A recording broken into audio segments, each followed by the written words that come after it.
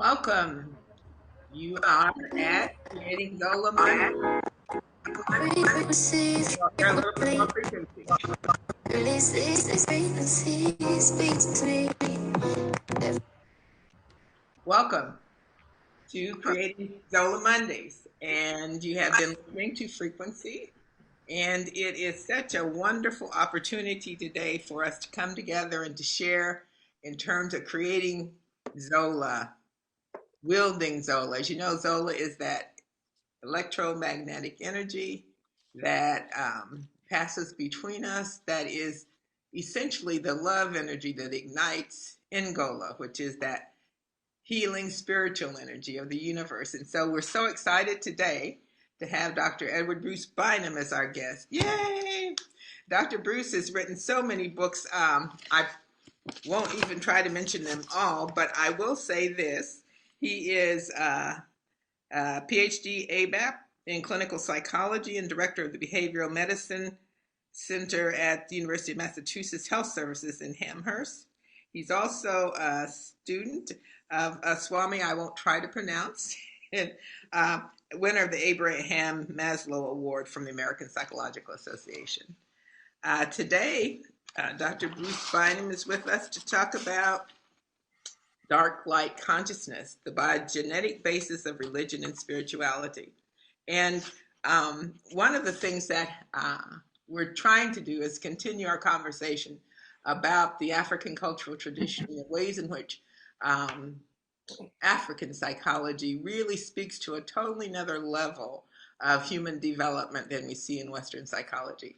So last month, we had Baba Wade Notables as our guest, and he talked about seeing the cosmos through the eyes of the ancestors. So we're really continuing that conversation today in some level in much greater detail, because we're going to talk about seeing the cosmos through the eyes of the ancestors in terms of our own spiritual consciousness and acuity and how that develops. And the research done by Dr. Bynum really informs in great detail how that looks. So if you don't know his book, Dark Light Consciousness, Melanin, Serpent Power, and the Luminous Matrix of Reality, it's one you should get to know, along with so many others. I will mention, though, The Roots of Transcendence is another one that would be very valuable. And the one I am mostly, my most favorite is Our African Unconscious, which I got the privilege of writing the foreword to, where he looks at the roots of ancient mysticism and modern psychology. So welcome, Dr. Bruce Bynum. Happy to be here. Happy to be here. And thank you for giving me the opportunity to reach so many people. We're so carry excited on the conversation. Yep. And let's see, let's let our other panelists introduce themselves.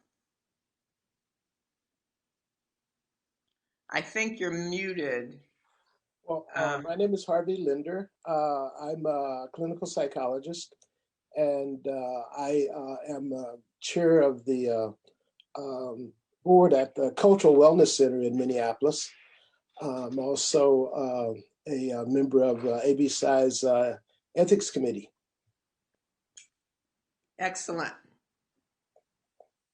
I'm Joseph Hickson. I'm a third-year clinical psychology student, and I am a part of the ABPsi DC chapter as well as the social media. Very good. Welcome. Hey, I'm Evan August. I'm a clinical psych doctoral candidate specializing in forensics. I'm also the ABPsi Student Circle Chair and the Sal Bona Healing Circle Co-Chair. And also, if you're interested in getting involved in the reading of some of these incredible materials and books that have been written by our illustrious scholars, you could join the Student Circle Book Club. We have our first meeting in I think about 2 weeks. So look out for that flyer, register, and we look forward to being in conversation with everybody. Excellent. In fact, our African Unconscious is a new edition of the earlier African Unconscious, and that's coming out in the summer. This summer, yes. Excellent.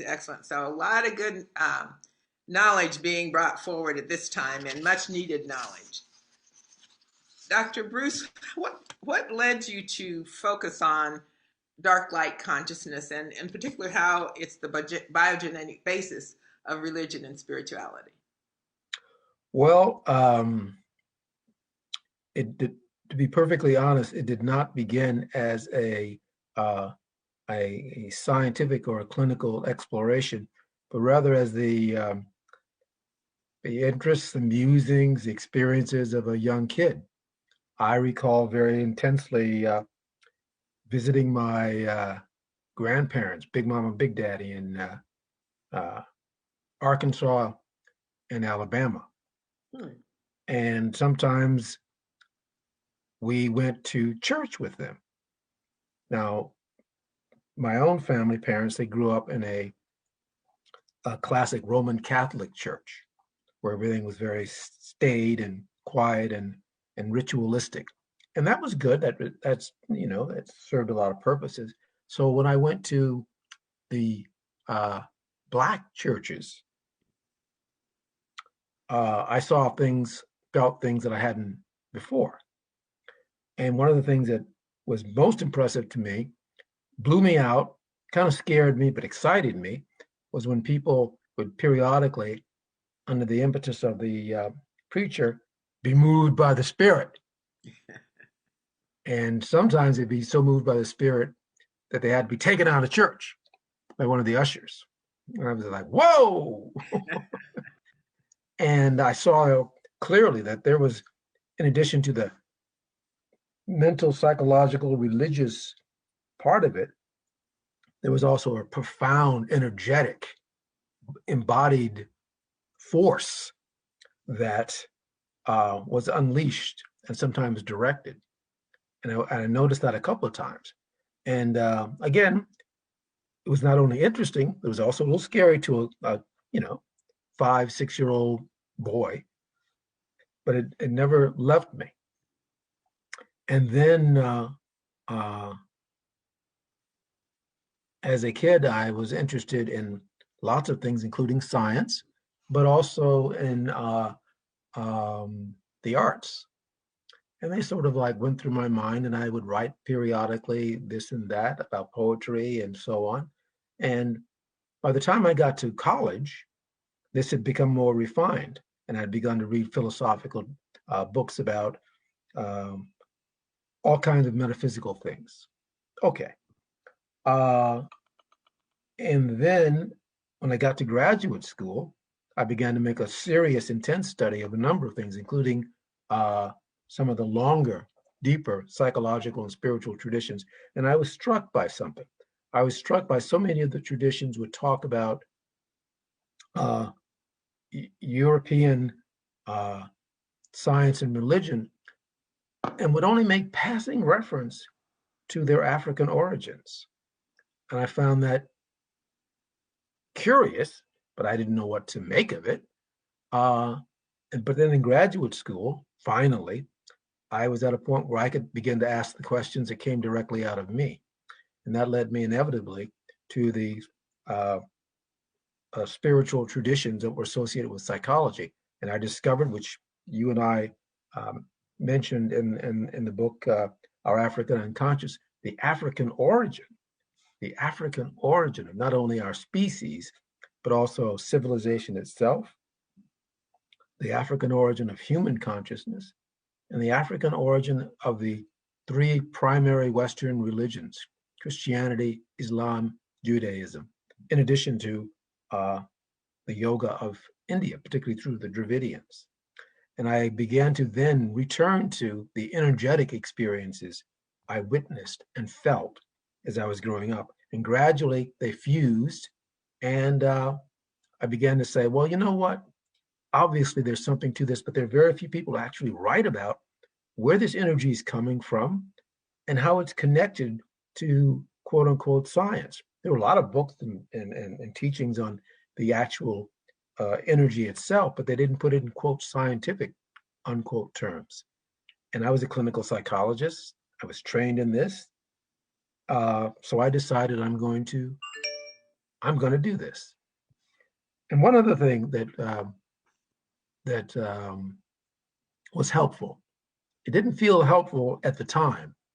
It did not feel helpful at the time, but in retrospect, I realized it was quite helpful, is that my deepest intuitions were not part of the mainstream of psychology. I wanted them to be, but they were not. But I also knew that they were true. And so that gave me the freedom. That gave me the freedom to say, you know what? I'm going to pursue this on my own. I've got the skills to research this. I know how to do it. I know how to do the scholar thing, but I'm going to turn my attention to that which most animates me in the deepest level. And so that is how I eventually came to the study of Kundalini in particular, and its experiences and manifestations in Africa, throughout Africa, and southern India, and other parts of the world. And so that is how eventually I began to study the biogenetic basis, the energetic basis of religion and spirituality. Very few, there aren't that many people in the, well, there aren't that many people in the African worlds that I'm aware of, um, which includes large parts of not only Africa, obviously, but also the Western Hemisphere, South America, the Caribbean, parts of the United States, and also eastward to India, particularly the southern parts of Dravidian India. And I wanted to make a clinical exploration of that. And so I threw myself into it, no holes barred. And the result of that was, dark light consciousness. So that's Fantastic. how it, so that those are its roots. That's how it actually came to be. It came out of a child's fascination with religious experience that was not only a psychological mental phenomena, but also an intensely personal experience and a physical experience to millions of people. So Excellent. there you Thank you have so it. much for sharing that. It's so interesting as you were talking about your religious experience when people were getting the Holy Ghost or Yeah, I could yeah. actually feel that because I have had that experience. And Hmm. so it's that transcendent aspect that is so Yes, fascinating to me that yes. doesn't pay attention to space and time. No, it doesn't. And what I was committed and am continue to commit is not only the the awareness and the understanding and the raising of that energy, which, by the way, the Black African religions have a genius for. But here's the issue: they have a genius and many methodologies for awakening and raising the energy. I think of the Krum people of South Africa, um, uh, the religious traditions in South America and the Caribbean, uh, and obviously the United States, particularly the southern parts of the United States. But they raise it, but they don't keep it up there. They don't sustain it. Mm, How do we sustain it? How do mhm. we not only raise the energy, but how do we stabilize her? And it is a female force. How do we stabilize her in the spinal line, brain core, brain stem, limbic system, cerebral cortex, and beyond? And that is what dark light consciousness is about. Is how to not only the basis of it, the roots of it, but how do we awaken it and sustain it? And it is a discipline, it is an ancient science. And it goes back way before the fall of Kemetic Egypt. Wow. You It know, goes last back, it goes back uh, to the civilizations prior to the last ice age. So we're not discovering something new, we're rediscovering it. And it is the African spiritualities that have the most intense, massive, and direct link to it. excellent. And so that's why we need to bring this into contemporary medicine and science, because this is the future of humankind. If we're gonna survive this catastrophic time that we're going through right now and come out ahead, not nearly a Homo sapiens sapiens again, but knowing humans, Homo noetus. We've got to figure out how to tame this and harness this force. Otherwise, we'll kill ourselves. And I believe we get help. I do, but we have to do this ourselves primarily. Absolutely true. In fact, Baba Wade last month mentioned that we have to pursue African spirit science, which is essentially what you're talking about. And what's so exciting is that you've been pursuing it for a very long time and actually have insights in your writings about how people can go about that. But rather than just let me ask and talk and comment, other panelists, do you have thoughts or questions you'd like to raise? I have a question really quickly. I'm curious. So I've been reading a lot more about, you referenced some of the Caribbean traditions, right? And so in my readings around Haitian Vodou, knowing that when somebody might have like a bon ange, like a protector spirit, and then they might allow a loa for a period of time to what's called like to ride, right? To ride the person, right? So the person serves as a horse for a particular loa for a particular period of time for Right. gain insights to educate whoever might need to be educated in that particular moment. And as I understood it in my reading, elementary reading, is that's part of the balance, right? Is that you invite the person in, they help you see whatever you might need to be seen or gain whatever needs to be gained, and then they depart, and that's part of the balance. I'm curious how that relates to when you say gaining that kind of spirit consciousness and maintaining it. What's the difference between like maintaining your own personal, maybe spiritual consciousness as you understand it versus what I was reading about, which seems to be inviting a level of consciousness in for a Yes. period of time to gain wisdom. Is there a distinction there? Or Yes, there is a distinction, and from my experience and point of view, there's a distinction. And let me use a crude analogy. And this is a very crude analogy, but it is an analogy. Uh, you have a 60-watt bulb, and you do various things to turn on the energy, the light that goes through the 60-watt bulb, and it illuminates the room. And allows you to be able to see things around in the room that were always there, but you were kind of in the dark about it. But they were always there and you intuitively felt it. And so it's very good, very useful to turn on the light. Um, and then if you take the energy away, the light goes away. Okay. Some people are able to turn the light on and keep the light on through various disciplines so that the 60 watts go through the room all the time. Great. My emphasis is retraining the body and the nervous system, which I hope we can talk about here in a minute, because I do mean the body and the nervous system. I don't mean something out in the astral planes, folks. I mean it physically. I'm more interested in not only turning on the 60-watt bulb, I'm interested in restructuring the bulb so that it can take not 60 watts, but 600 watts. And you have to retrain and restructure your nervous system. Otherwise, you'll burn yourself out. If you have a 60-watt bulb and you send 100 watts of energy through it, the filament's going to burn out. And you might have a brief moment of, whoa, but then it's burnt out. And our mental hospitals are full of people who stumble into that and are now walking around or sitting around with diagnoses of one kind or another. So there's a discipline of being able to train and restructure your nervous system, which can be done. Evolution is not over. Evolution is still happening.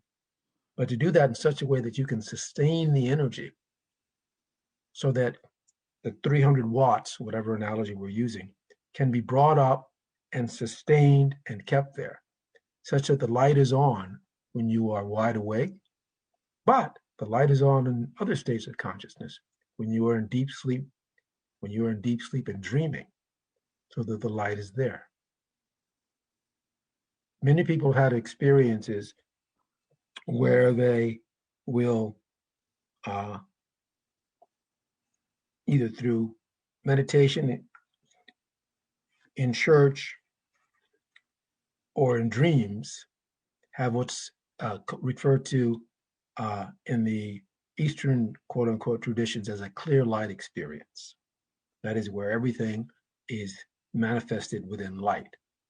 The ancient Kemetic Egyptians, in the book of the Coming Forth by Day, Going Forth by Night, describe this in exquisite clinical detail. They describe it in the clinical detail, and it's very, very, very much the same as the Tibetan yogis do.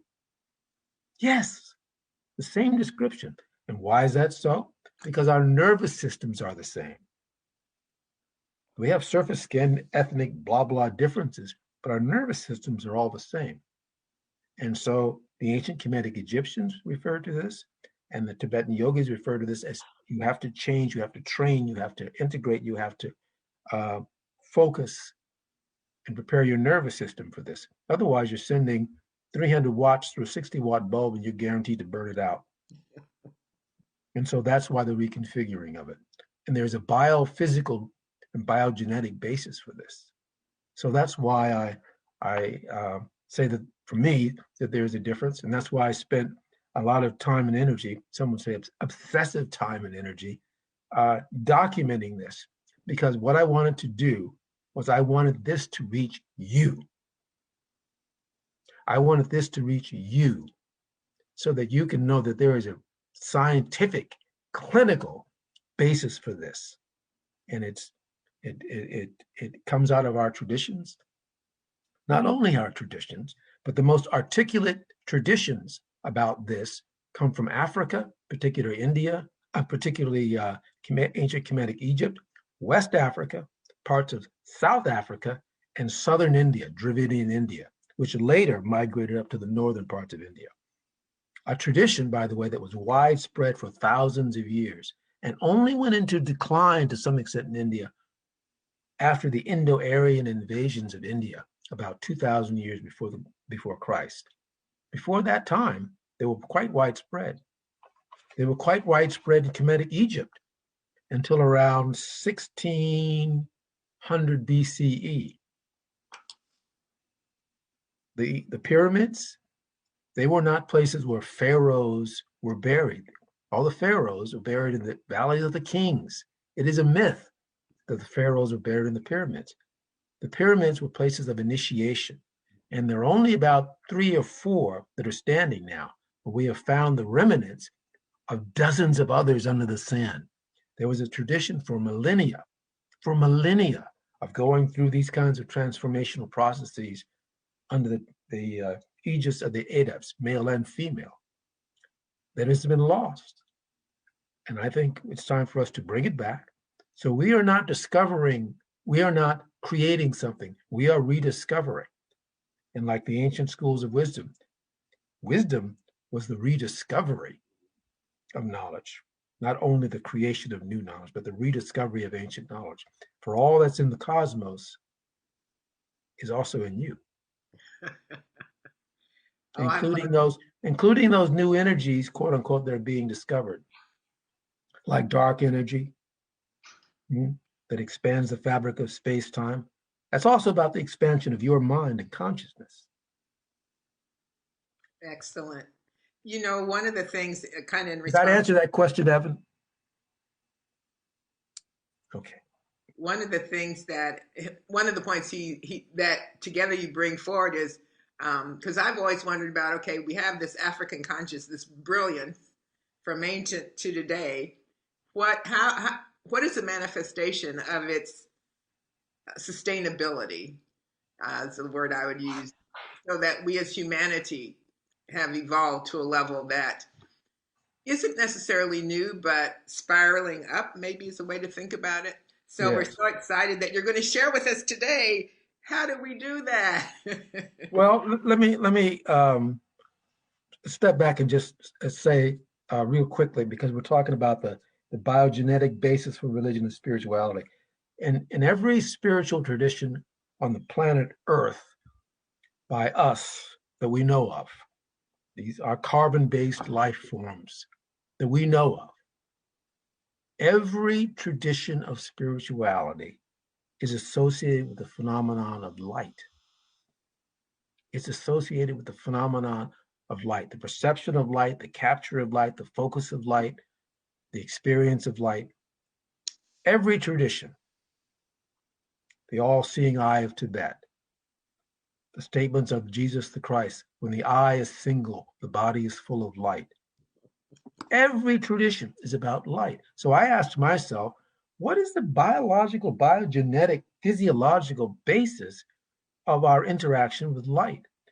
And it turns out, and this is for all human beings, by the way, this isn't exclusive to us, although the African template is the foundation of all other Homo sapiens sapiens variations, okay? So the African unconscious, our African unconscious, is actually the collective unconscious of everybody, whether they like it or not. But getting back to this, what is the biological, neurological, physiological basis for our interaction with light? And it turns out that our interaction with light is modulated by certain biochemical processes, not reduced to, there's no reductionism here, but is modulated by, and that is phenomenon of both melanin and neuromelanin. It's simply a biological phenomenon. In our mother's womb, the earliest developments in a mother's womb, when we begin to develop and elongate, there emerges a small little direct current, and that is created by melanin. In the womb of every human being, every pre-human being, all the way back to the Australopithecines and the primates before them. It's in the mother's womb. It's a biological phenomenon. And as it develops and elongates, eventually out of that emerges the spinal cord. The early precursors, the neural crest is called, of the spinal line. Well, what's interesting about that is that it's a direct current, and it's facilitated by the appearance of melanin. Why is that so interesting? Because melanin captures, it attracts, it is dark, it attracts quanta, it attracts light. It attracts light from the cosmos. From the earliest days, it attracts quanta. That is a quantum mechanical phenomenon. And then it elongates it, it makes it more complex, and eventually begins to direct fetal development. Okay, the work of Barr and many others testify to that. Eventually, that develops into the more complex nervous system. It's a biological phenomenon directed by melanin and neuromelanin. Now, there's a difference between melanin and neuromelanin. Melanin in general is a dark biopolymer located in various regions of the body, not randomly, that attracts light. Our internal organs have melanin in them, okay? Our nervous system, however, has a particular form of melanin called neuromelanin, okay? On our planet, it's probably the case other places too, but on our planet, as we move up the evolutionary line, those creatures that have the most melanin in their brain and spinal cord are the mammals.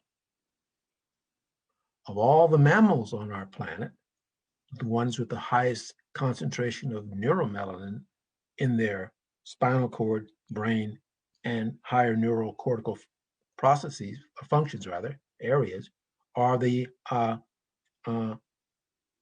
primates, and of them, the great apes. The only ones greater than the great apes, orangutans, gorillas, and so forth, are the chimpanzees. And the only one with even more of this is us, Homo sapiens sapiens. So there's a pretty tight correlation between the increasing capacity of this brain and spinal cord, brain and with its complex structures, to absorb and manifest and concentrate this biopolymer that interacts with light, and the process of evolution itself and increasing intelligence. And so I've suggested that this is the relationship between our interaction with light, not only the light of our immediate surroundings, but the light of the cosmos itself, quanta, and the capacity of evolution to attract this and develop it. Because one of the aspects of melanin, neuromelanin, is not only does it attract light, it attracts it and translates it into higher forms of expression. That is one of its unique aspects.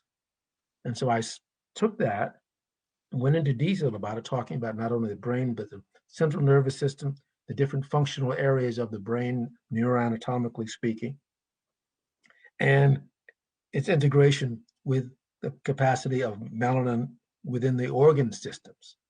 There are many mystics and spiritually enlightened people who, when they describe their experience, Gopi Krishna of India was one, who described when he was in transcendent states, he felt the energies emerging out of his organ systems, drawn to his spinal line and emerging up his spine.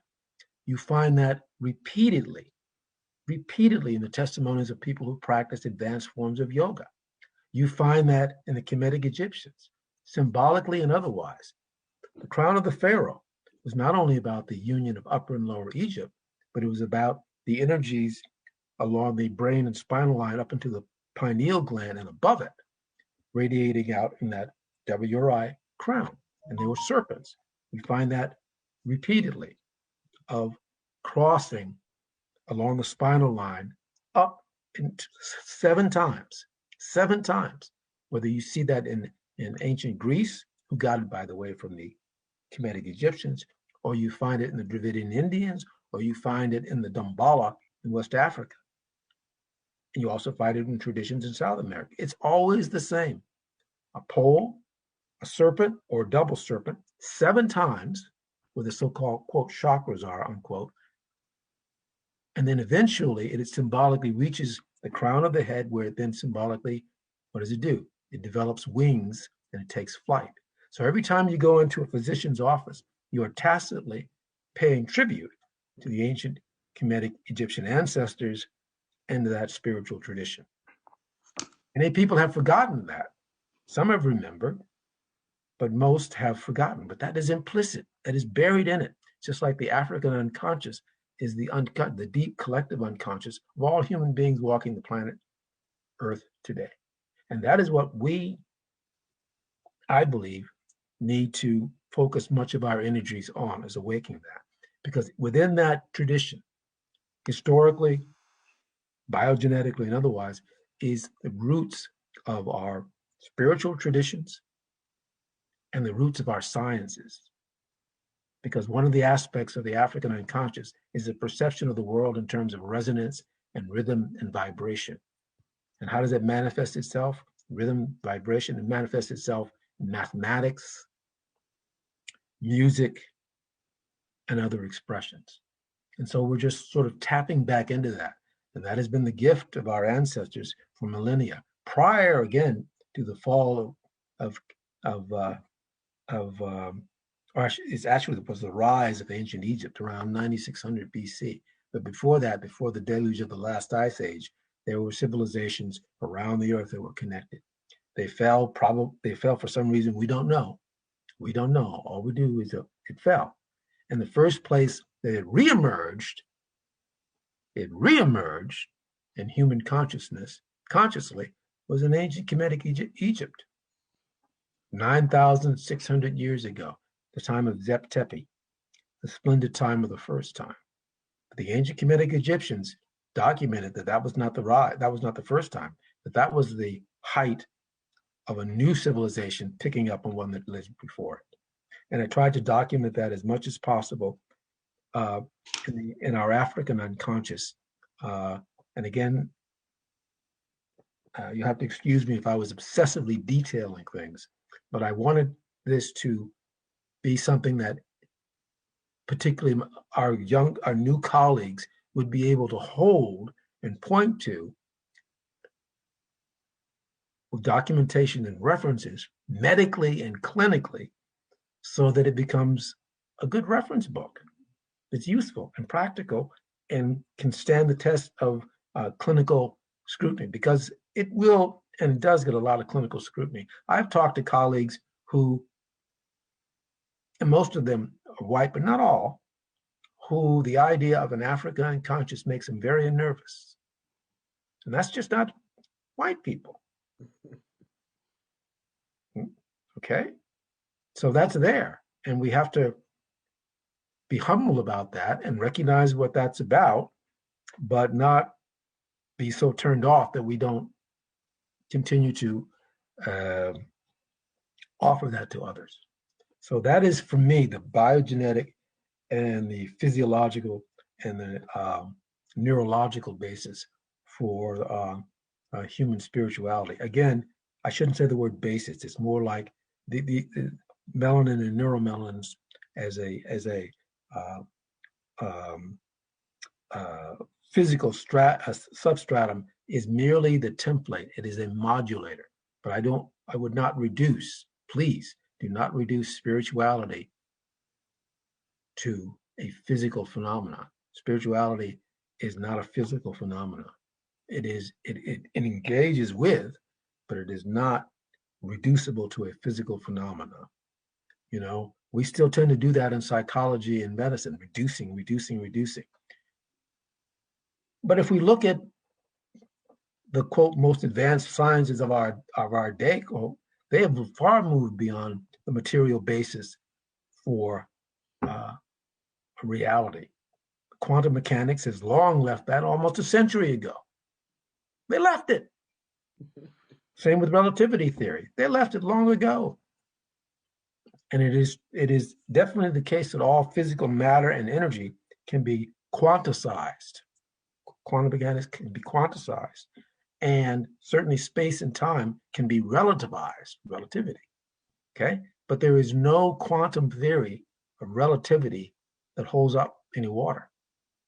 They have to be integrated in some other way. And the ancient Africans, in particular, the Kemetic Egyptians, did it. And they did it by integrating it through something was immaterial but real that exists. Immaterial but real that exists. And if you think that is a contradiction in terms, take 2 seconds. What is mathematics? It is about what is real and is the foundation of the world, but it is not physical. Where is 374,492? Where is that? And yet that system orders the reality, underlying reality we all experience. So don't confuse what is physically manifest with what is real. They interact and dance with each other for sure, but one is not identical to the other. And I try to do that in dark light consciousness, particularly around the clinical and medical phenomena of neuromelanin and melanin and our own consciousness. Because our own consciousness is not a physical thing. It is not a thing at all. It's not a thing at all, any more than you or I are ultimately things. It's important to remember that when it comes to the physical world, we're always in the position of energy. Your consciousness is always in the position of energy.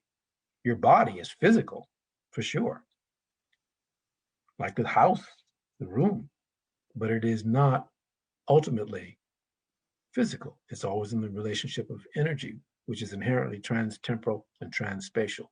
This is just regular modern science, folks. It is modern science. It is true. And it's so sad that it's a modern science that they seem to keep hidden from everyday people. So everyday people get stuck in the old science that has been Right. disconfirmed. Well, we get intimidated. We get intimidated because we move into that area, and we've been seduced into thinking that the only way to understand that is through the language of mathematics, and that's scary to people. And people then get to the point where they deny their own direct experience, and they think, well, the only people that can see reality, they've got to be seeing it through a microscope or a telescope, or they can only see it measured in a laboratory. This is not true, folks. The most intimate instrument you have is your own consciousness. And done in a disciplined way, this is doable. The thing can be done, folks. It's been done before for thousands of years, and the tradition has been lost. And from my point of view, the African world has gone through many different waves of heights and falls. And the last truly great height was around 9600 BC, and then it fell successively. But it rose again, and then it fell again. And our last cataclysmic fall was about 500 or 600 years ago in West Africa, where there were empires there, Songhai and many others, and they fell for reasons we're not quite totally sure of, but they fell, and after they fell, began the slave trade. And we have been in a downward spiral and have begun to move back up again the last 100 years or so. And I think that our consciousness, which is a great gift to all of humanity, is going to be the great expanding experience of the new millennium. We just have to be bold enough to assert that and not be deterred when we get a lot of criticism. I get a lot of criticism, as you might imagine. But at this particular point, I'm an old fart. I got nothing to lose. I'm going to do it. So I hope the material is there. I've tried to put it out there. And Dr. Myers, Linda, has been extremely helpful in helping me sort of put that out there to people by saying, this is legit, folks. So there you are. Well, you know, it's so essential because if we don't do it, who's going to do it? So that's our challenge, and that's also our encouragement to young people. We got to get this done because humanity's salvation, in my mind, is on the brink and at risk. So Yes. we have to do this. Yes.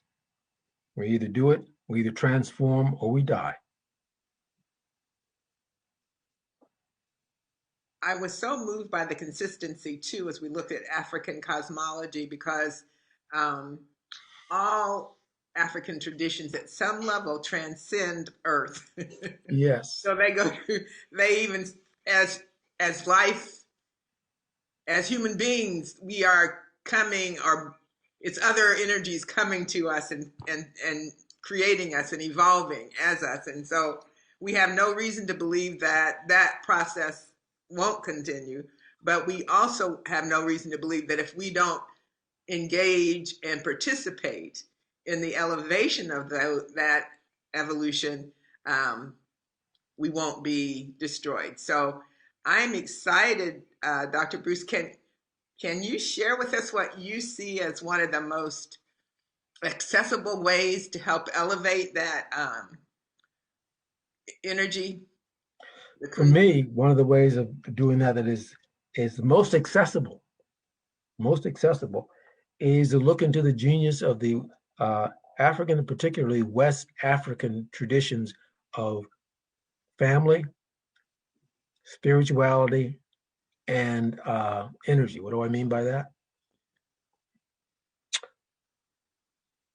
In most of the world, certainly Europe, large parts of Asia and large parts of the world where the European model has dominated for the last 400 to 500 years.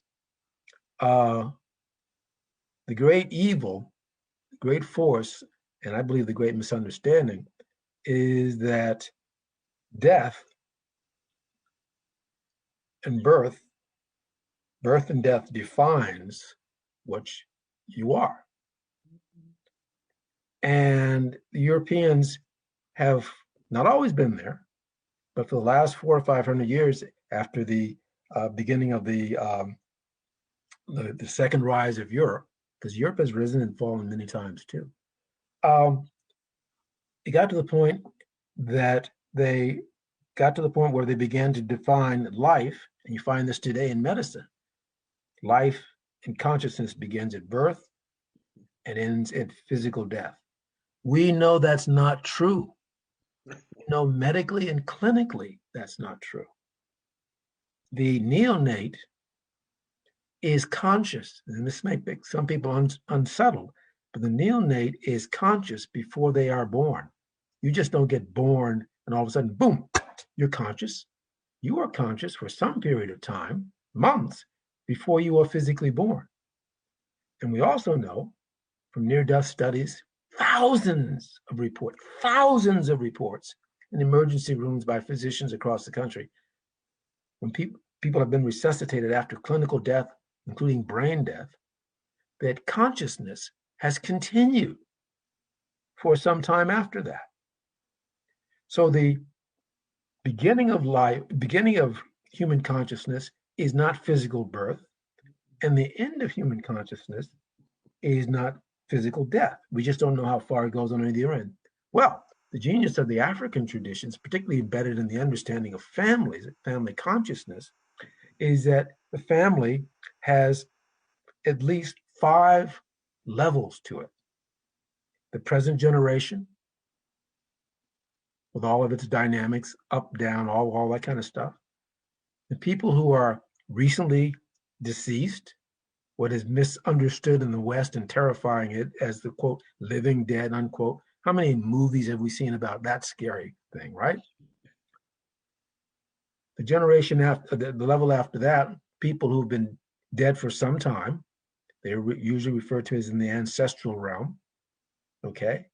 And then one generation beyond that of ancestors, successful ancestors, not all ancestors.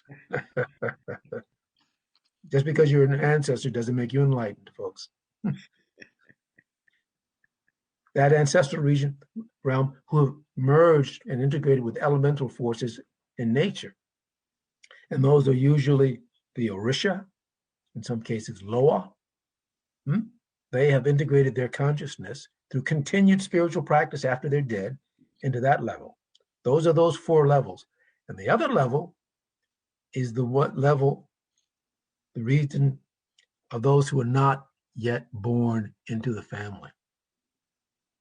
One generation is not yet born. That's why we've signed. There's a folk tradition among many African folks throughout the diaspora of when a woman is pregnant, of asking the fetus, the child, "Why are you coming? Who are you? What are you bringing?"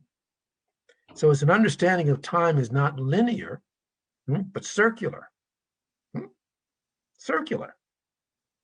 And the African traditions have a genius for this, folks, right under our nose, of being able to explore this, right under our nose. And it has a clinical basis for it, certainly in the understanding that consciousness precedes birth and consciousness continues in some form after death. How far? We don't know. But people are having experiences all the time of contact with their ancestors, okay, in the ancestral realm. And the African traditions have not closed the door on that. Most European traditions have closed the door on that. The African traditions have not closed the door on that. And I think it's going to be reawakened. And so that familial consciousness continues. For better or for worse, again, just because you're an ancestor doesn't make you enlightened. You know, people can be crazy while they're embodied and conscious. They can be crazy when they're dead. So just, just because you get a message from somebody from quote the other side unquote does not mean that it's coming from an enlightened person. This has been fantastic. I know our other panelists might have comments or questions. Go right ahead. We've still got some time. Dr. Bynum, do you think that one of the mistakes that we make that holds us back from fully embracing this extended consciousness is the desire as humans to hold on to our human memories, the experiences that we had in this stage of our existence, Yes, and to project into future stages, being able to still hang on to the same kind of sense of who we are. yes. That keeps us from being able to embrace who we could be, what we could be. Well, yes, I agree with you. It is, and it's a good thing. It's a good thing. It is a necessary thing and a healthy thing. A child must develop a good, solid, stable ego. Otherwise, all kinds of other problems. So you have to develop an ego consciousness. And that usually begins to emerge somewhere between 8 months to 12 months after birth in the infancy. And then it gets more firmly established around 8 18 months or 2 years when the child goes through the period of saying no to many things. They don't know who they are, but they know who they're not. Okay, you want some ice cream? No. The negative twos. It's a very important stage to go through because the child has to learn how to do that, and it needs to learn how to separate itself, at least temporarily, from the surrounding environment. I remember a patient I had once who brought her child to therapy, and my office was such that there was a little closet in the office, and her son, she was shaky. Her son was about 2.5 or 3 years old. And unfortunately, she had some obviously boundary problems herself. Well, her son would get into the closet in the office as I'm talking to her and say, "Mommy, can you see me now?" And she said, "Yeah, I can see you." And I said, "No, tell him you cannot see him." He needed to separate psychically from his mother. That's important. It's important to have a clear ego. Now, at some point, when that's firmly established, you also then, if you continue to evolve, recognize that the focus of the universe is not your ego. So when you move out of the egocentric stage and you recognize there are other beings as intelligent, luminous as yourself. And that's when you move out of your egocentric stage. And eventually, as you continue to develop, hopefully, you recognize that your own consciousness is not atomistic and localized primarily and extensively in your head, but rather, like the rest of the energy of the universe, it is non-local. It is non-local. And that you participate in a much wider ocean of consciousness and thought.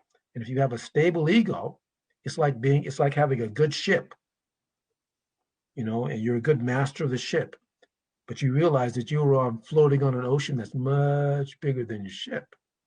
So your job is to keep the ship afloat and steady. That you have to do, otherwise you'll go under, you'll drown.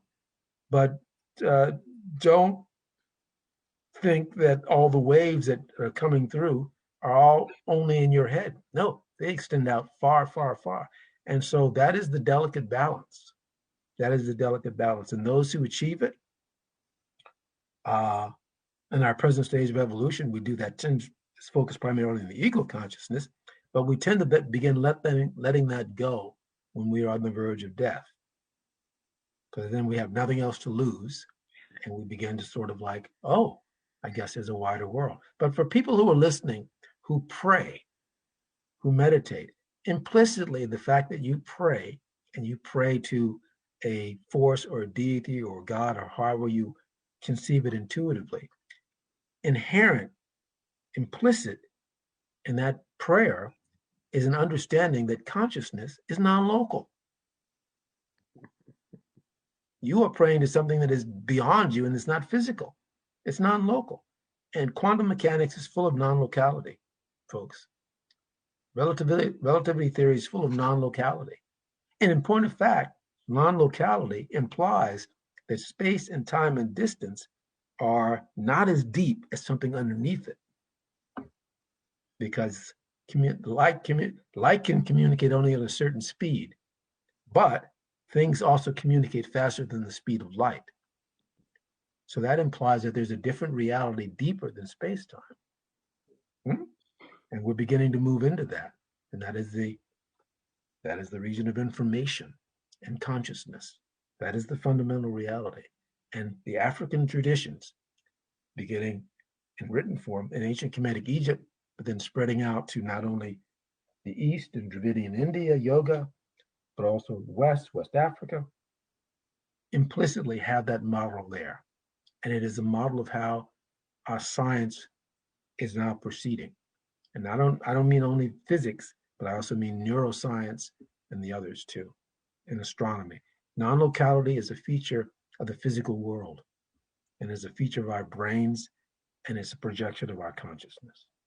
So I just want to be real clear about that African sensibility, that African insight, that African foundation, that African intuition is at the foundation of all human consciousness. all human consciousness. All human beings are variations in their own consciousness of that deep African template, whether they like it or not. And believe me, as we well know, a lot of people do not like that. Too bad.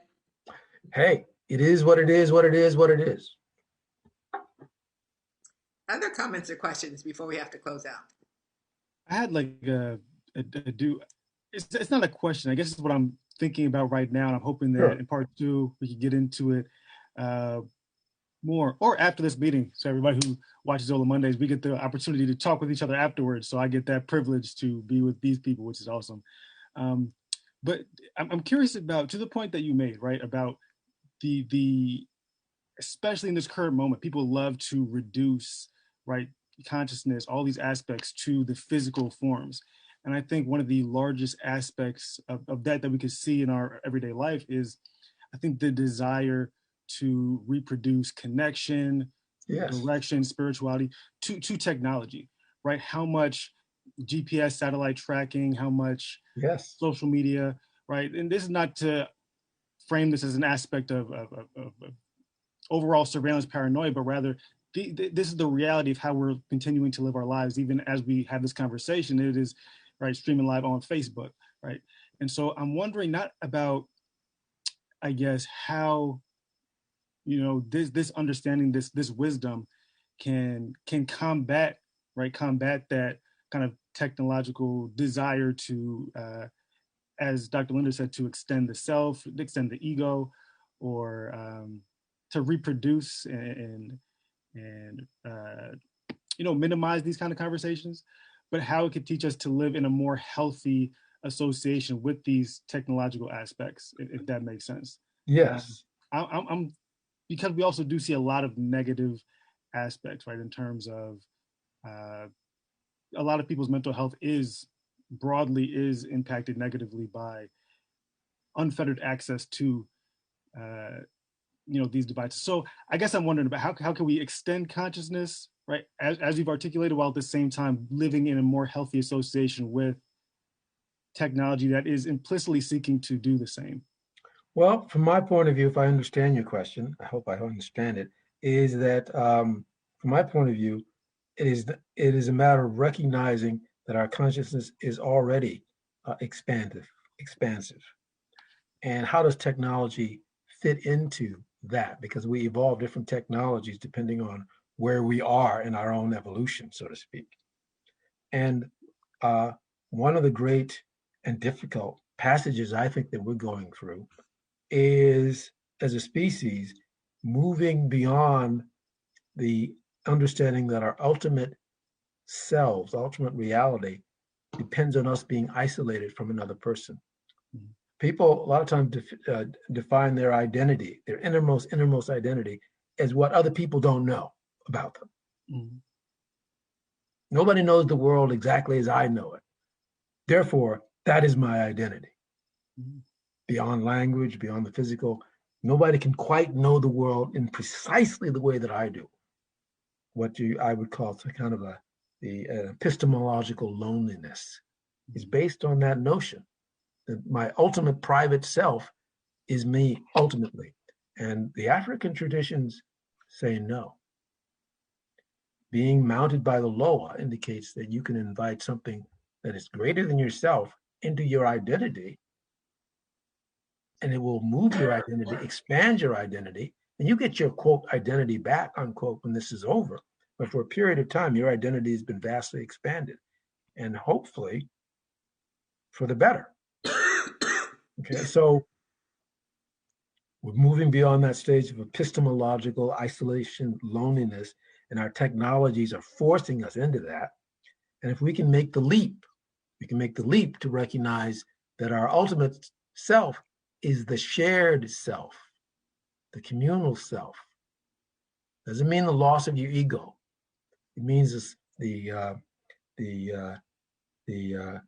subsetting of your ego to an identity that's much greater, much more luminous, extended, and expanded, in which you participate,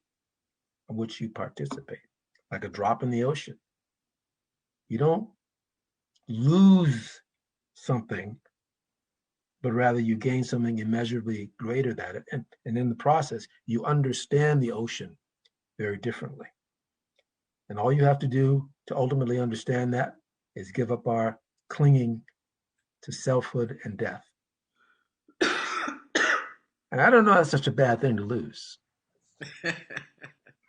Not at all. You know, we could go on, and we're so happy you're coming back for our third Monday in May to continue this conversation. But we're out of time today. It's been absolutely delightful.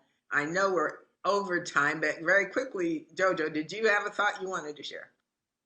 No, I've just been kind of taking everything in and thinking about like my own experiences with spirituality and like the physical nature of that. So like I've just been talking to my friends about like these dreams I've been having, and I'm like, I feel like my ancestors are trying to talk to me through it. And I've also been trying to like convince myself that I'm not crazy, that these are like actual things. So I'm just trying to make sense of all the information. I'm just totally in awe. You have to have a clear, strong, stable ego. But a strong, clear, stable, healthy ego does not mean an impermeable ego.